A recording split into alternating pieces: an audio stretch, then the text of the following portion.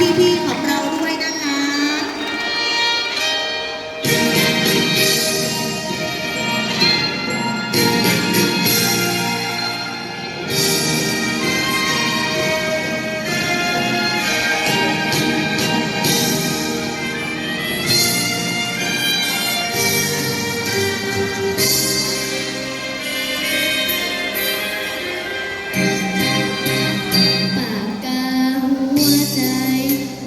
ชื่อครูไว้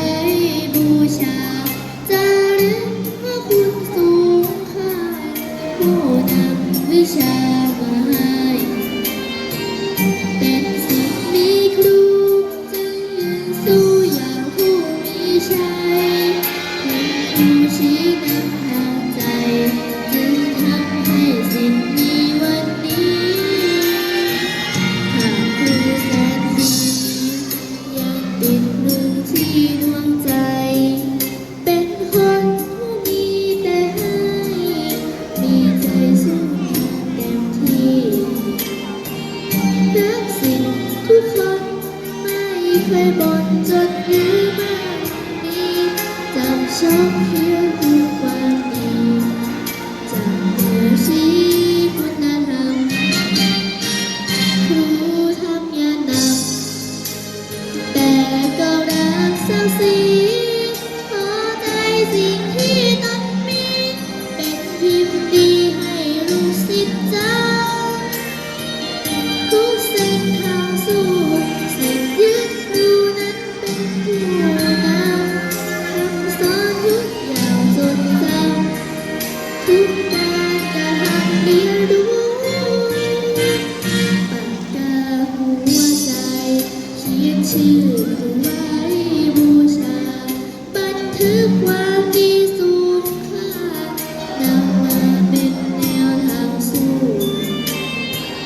สังคมวุ่นวายขอส่งใจมายืนข้างครูครูยังสังคมจึงอยู่สิ่งเชิดชูดูแล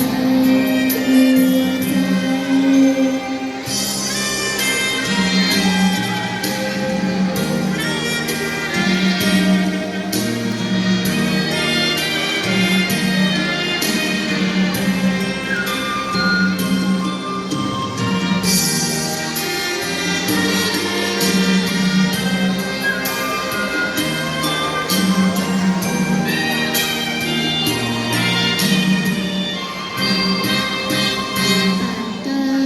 วงใจเขียนชื่อไว้บูชาบันทึกความดีสูงค่านำมาเป็นแนวทางสู้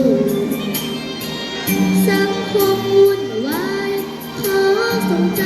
มายืนข้างครู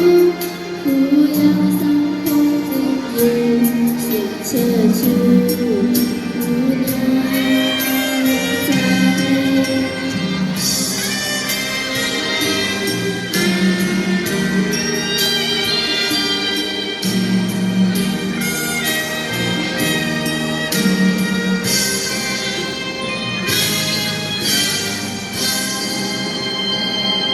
เสียงปรบมือดังๆให้กับชุดการแสดงครูในดวงใจนะคะเก่งมากค่ะฝึก